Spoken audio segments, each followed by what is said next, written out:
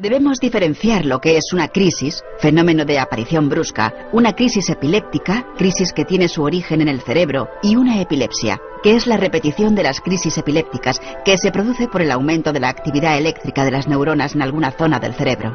Dependiendo de la extensión y de la zona del cerebro que se afecte, la expresión clínica de la enfermedad será distinta. La clínica más llamativa se produce cuando se activa la zona motora y la persona afectada sufre una serie de movimientos corporales incontrolados de forma repetitiva, denominados convulsiones. No en todas las crisis o ataques epilépticos se pierde la conciencia ni se tienen movimientos. Una crisis epiléptica puede consistir simplemente en desconectarse transitoriamente del medio o realizar actos repetidos sin finalidad, como abrocharse o desabrocharse botones, movimientos de masticación, etc. La epilepsia puede aparecer a cualquier edad, desde la primera infancia hasta la senectud, aunque suele ser más frecuente en los dos extremos de la vida. Como ya hemos señalado, la epilepsia es una enfermedad neurológica crónica que se caracteriza por la presencia de crisis recurrentes de cualquier tipo.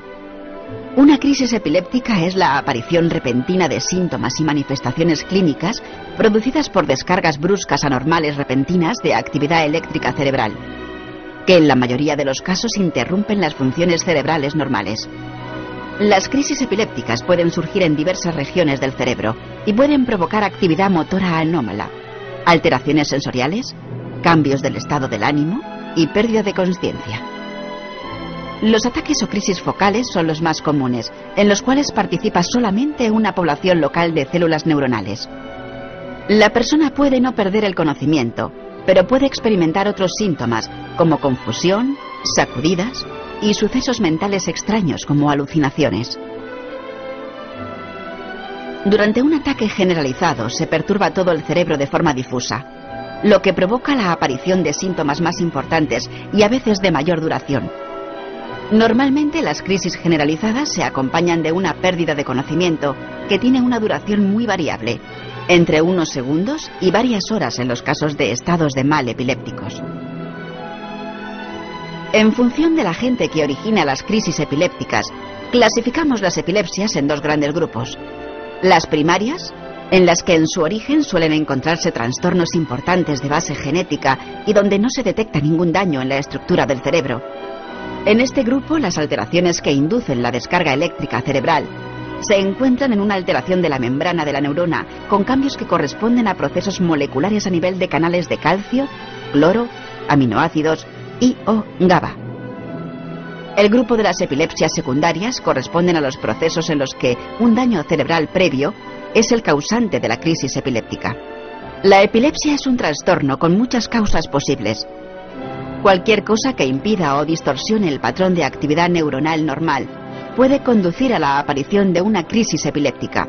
Entre los factores que pueden aumentar el riesgo de padecer epilepsia se encuentran la predisposición genética y la existencia de una lesión cerebral. Cuando existe una predisposición o se tiene la enfermedad, hay muchos factores que pueden desencadenar la crisis, tales como el exceso de alcohol, las drogas, la falta de sueño, etc. Los métodos esenciales para un correcto diagnóstico de la epilepsia son la realización de una historia clínica completa y detallada, la realización de un electroencefalograma. El EEG recoge la actividad eléctrica cerebral de cada individuo. Y los medios de diagnóstico por la imagen.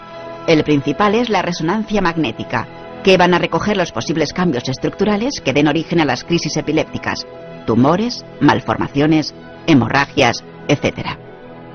Los síntomas dependerán del tipo de crisis con que se presenten y de la zona del cerebro afectada.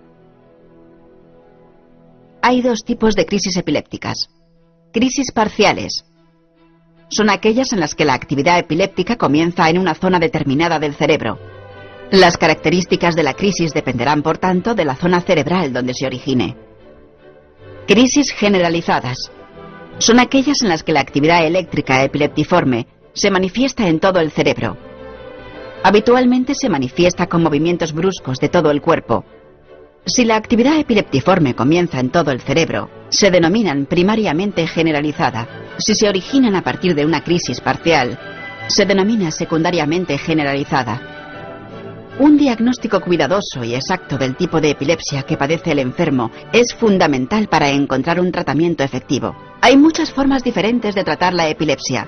Los tratamientos actuales, fármacos antiepilépticos, cirugía de la epilepsia, etc., pueden controlar los ataques al menos durante cierto tiempo en aproximadamente un 80% de los pacientes con epilepsia. Sin embargo, el 20% restante de los pacientes epilépticos tienen ataques que no se pueden tratar adecuadamente con los medios disponibles actualmente.